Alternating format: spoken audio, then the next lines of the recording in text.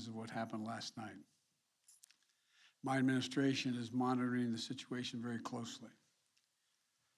But now let me turn to today's announcement. 20 months ago, the COVID-19 pandemic exploded in America, creating the worst economic crisis we faced since the Great Depression, wreaking havoc not only on our economy, but the economies across the world. In just 2 months, over 20 million Americans lost their jobs, and unemployment rate shot up to 14.8%, the highest ever recorded in America. And all of you remember those scenes.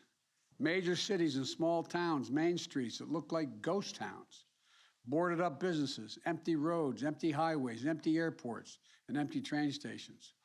Offices were closed, schools were closed, and hospitals were taken to the breaking point.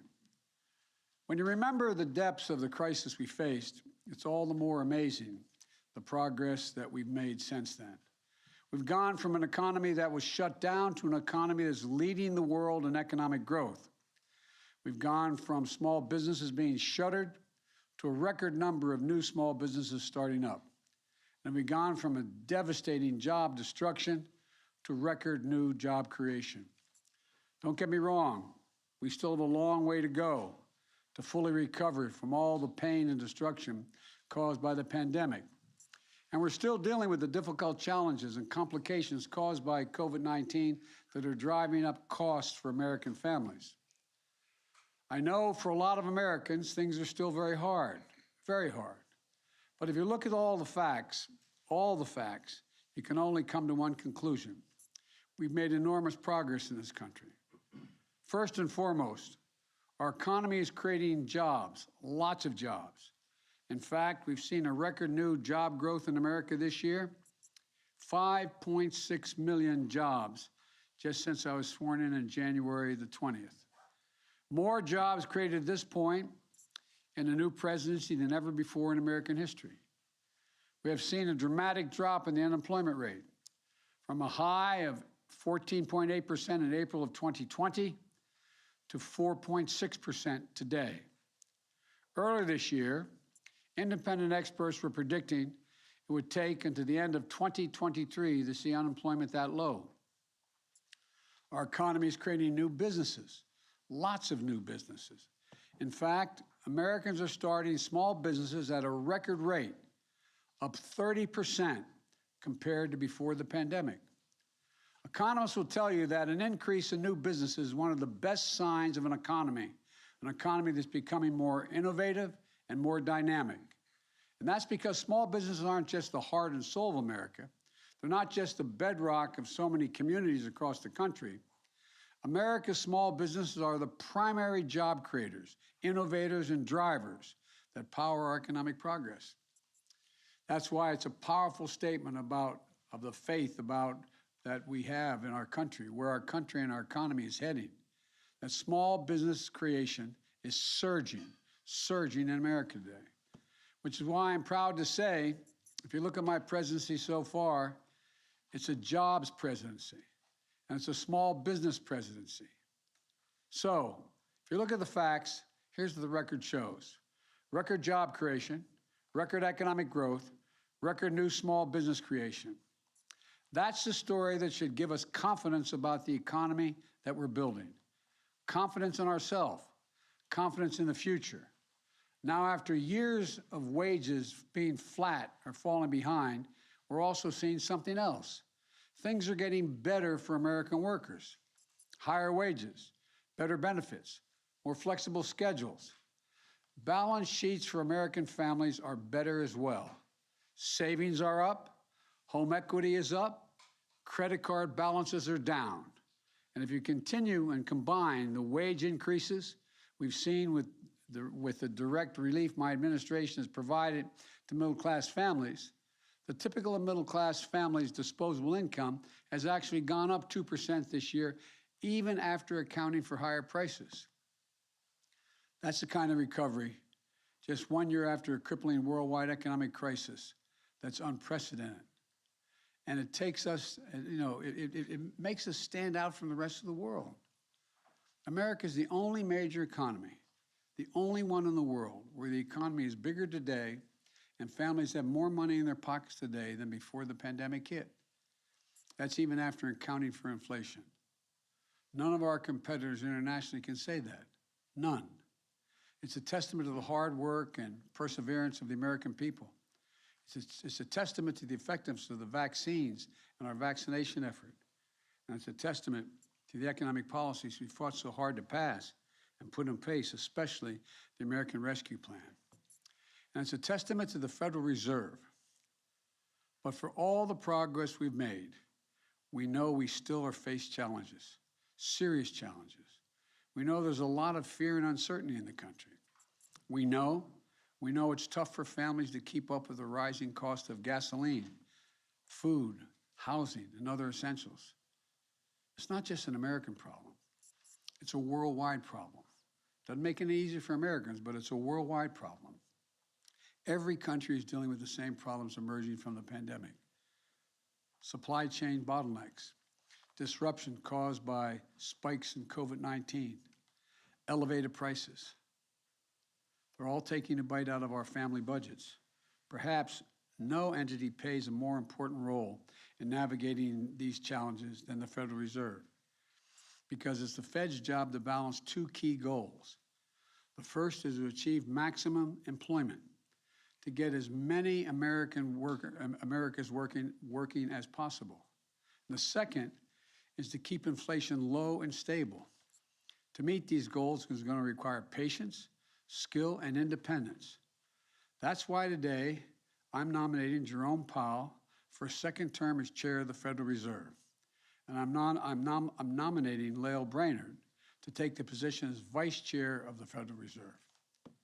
When our country was hemorrhaging jobs last year and there was panic in our financial markets, Jay's steady and decisive leadership helped to stabilize markets and put our economy on track to a robust recovery. Jay is a believer in the benefits of what economists call maximum employment. That's an economy where companies have to compete to attract workers instead of workers competing with each other for jobs, where American workers get steady wage increases after decades of stagnation, and where the benefits of economic growth are broadly shared by everyone in the country, not just concentrated for those at the top. Jay said it well last month, and I'm going to quote him. He said, and I quote, "An economy is healthier and stronger when as many people as possible are able to work. If entrenched inequities prevent some Americans from participating fully in our labor markets, not only will they be held back from opportunities, but the economy overall will not realize its potential. And those who have historically been left behind stand the best chance of prospering in a strong economy with plentiful job opportunities," end of quote. As chair, Jay undertook a landmark review to reinforce the Federal Reserve's mission toward delivering full employment. We're making strong progress toward that goal now. And I believe Jay is the right person to see us through and finish that effort, while also addressing the threat of inflation that it poses to our families and to our economy. Jay and I have had a chance to discuss his views on priorities for the Federal Reserve in the years ahead. He's made clear to me a top priority will be to accelerate the Fed's effort to address and mitigate the risk that climate change poses to our financial system and our economy. Extreme weather has cost our economy over $600 billion over the last 10 years. We have to make sure our financial system can withstand climate change and is prepared to transition to clean energy. The Fed must be a leader among central banks globally in addressing climate-related financial risks. He's also underscored the importance of the Fed taking a more proactive role in the months and years ahead in making sure that our financial regulations are staying ahead of emerging risks, be they from innovations in cryptocurrency or the practice of less regulated non-bank financial institutions. Having served as vice president during the depths of the 2009 financial crisis, and having worked with President Obama to put in place a stronger financial rules of the road, I understand the stakes of our regulations falling asleep at the switch, regulators falling asleep at the switch. Jay, along with the other members of the federal board that I will nominate, must ensure that we never again expose our economy and American families to those kinds of risks. I respect Jay's independence, and I also trust that he will follow through on his commitment to prioritize these issues with the skill that he has shown in his service to date. Now, some will no doubt question why I'm renominating Jay when he was the choice of a Republican predecessor. Why am I not picking a Democrat? Why am I not picking fresh blood or taking the Fed in a different direction? Put directly, at this moment, both enormous potential and enormous uncertainty for our economy, we need stability and independence at the Federal Reserve. Jay has proven the independence that I value in the federal chair, in the Fed chair. In the last administration, he stood up to unprecedented political interference, and in doing so, successfully maintained the integrity and credibility of his institution. It's just one of the many reasons why Jay has support from across the political spectrum. In 2018, he was confirmed with 84 votes in the United States Senate. His approach as Fed chair has earned the respect and support of groups from the AFL-CIO to the Business Roundtable, which brings me to one more reason I've chosen to renominate Jay. I believe having Fed leadership with a broad bipartisan support is important, especially now in such a politically divided nation. I believe we need to do everything we can to take the bitter partisanship of today's politics out of something as important as the independence and credibility of the Federal Reserve. This is vital to maintaining public trust in an independent institution like the Federal Reserve. And that is why I'm so proud as well to nominate Dr. Lael Brainard, to serve as Vice Chair of the Federal Reserve. By promoting Lael today to Vice Chair, I'm elevating one of the country's most qualified and dedicated public servants. She's one of the nation's leading macroeconomists. She spent years at the Treasury Department representing American capitals around the world on international economic issues. And she spent nearly the last decade as a member of the Fed, most recently working side by side with Jay as the Fed navigated historic economic and financial crises and reaffirmed its commitment to a full employment economy. Throughout her time at the Fed, Lael has also been a steadfast voice for tough rules to protect the pensions and savings of the American people.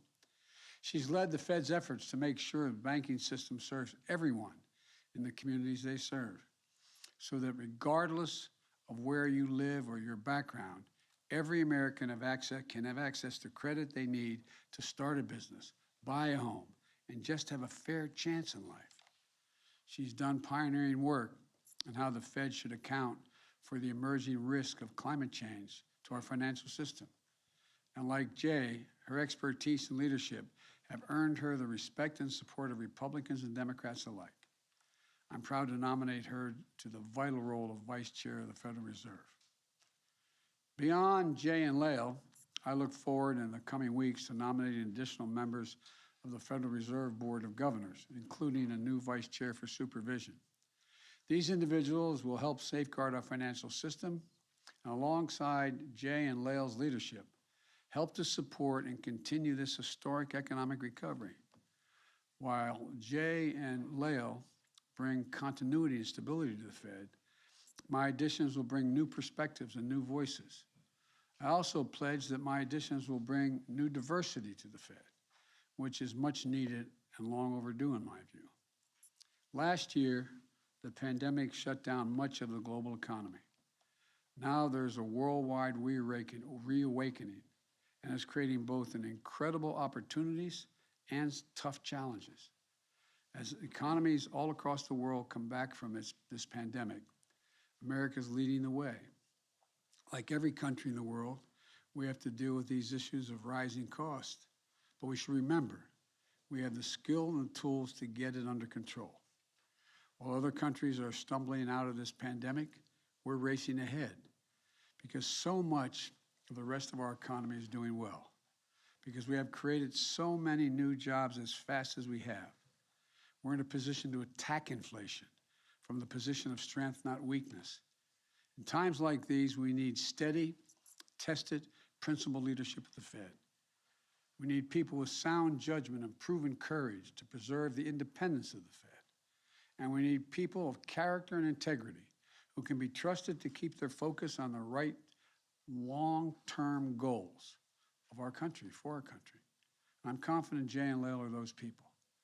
Now I'd like to give both Jay and Lael an opportunity to say a few words. And we're going to start with Jay, and then I'm going to turn to Lael. Jay, the floor is yours. You're over this side.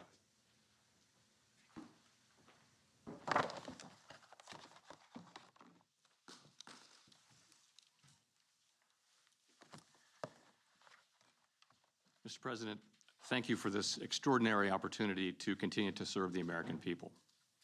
If confirmed by the Senate, I pledge to do everything within my power to meet the responsibilities that Congress has entrusted to the Federal Reserve. I'm joined today by my wife, Alyssa Leonard, and our 3 adult children, Susie, Lucy, and Sam's wife, Alyssa. Their love and support underpin and make possible all that I do. I'm also grateful to the exceptionally talented and dedicated team at the Federal Reserve, with whom it has been my great privilege to serve over the last decade. My predecessor, Secretary Janet Yellen, left the Fed in a strong position to meet every challenge, and I'm thankful for her leadership, her example, and her friendship.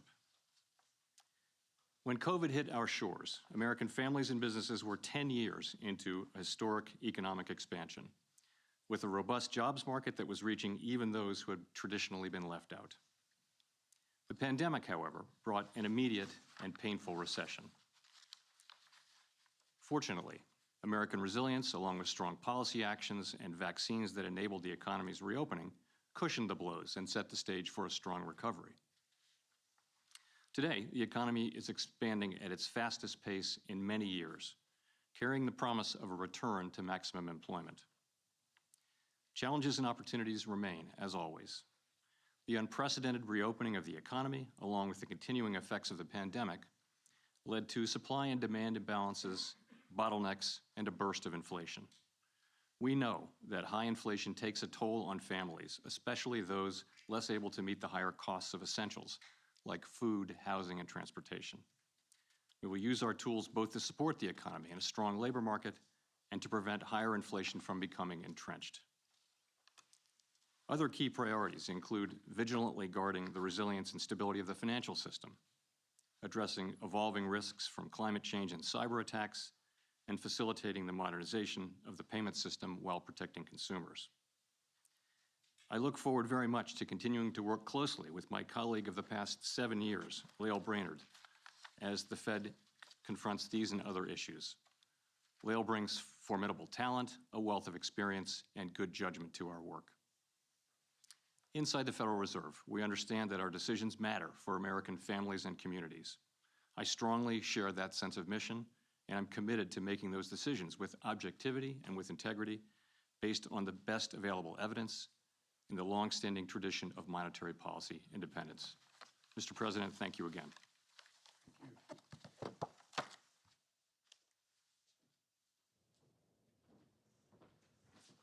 Now I'd like to give the floor to Dr. Brainard.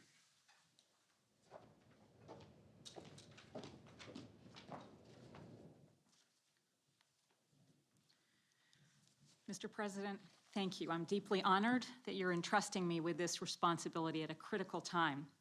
I'm committed to putting working Americans at the center of my work at the Federal Reserve. This means getting inflation down at a time when people are focused on their jobs and how far their paychecks will go. It means supporting a growing economy that includes everyone. It means ensuring that financial markets are thriving and resilient, and the economy is sustainable for future generations. It means serving all Americans in every community across the country and ensuring the Federal Reserve reflects the diversity of the communities we serve. I was privileged to work with Chair Powell as we made every effort to protect workers, businesses, and families from the COVID financial shock with the support of Congress. And I look forward to working with him in the months and years ahead to build a durable recovery. I also want to thank Secretary Yellen, with whom I've also been privileged to work. I'm grateful to the many people who have supported my efforts, As a working mom, I'm especially grateful for the love and support of my 3 dynamic daughters, Kaylin, Kira, and Coco, who took the afternoon off from school, my deeply devoted husband, Kurt, Aunt Vivian, my sisters, and my amazing mother, Joanne, who's here with me today. I'm confident that by working together, we will see a strong recovery for all Americans. Thank you. Thank you. Well, folks, that's it. Hope you have a happy Thanksgiving. And I thank the families of the 2 nominees for being willing to support their work and what they have to do. It's going to be long hours, as you already know, long efforts, and I thank the families. Thank you all. Was your decision influenced by inflation, Mr. President? Okay, press, let's move. Thanks,